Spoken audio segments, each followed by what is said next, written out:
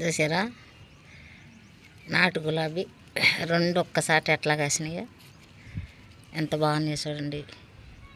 బుజ్జిగా మంచిగా ఎంత ఎండల్లో కూడా పువ్వులు చూడండి ఎంత ఫ్రెష్గా ఎంత బాగున్నాయో.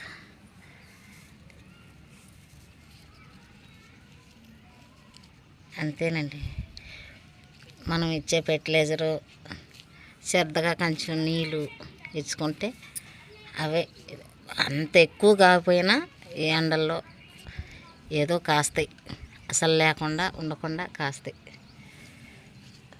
చూడండి ఎంత బాగున్నాయి, రెండు ఒకేసారి ఎట్లా ఉన్నాయి చూడండి.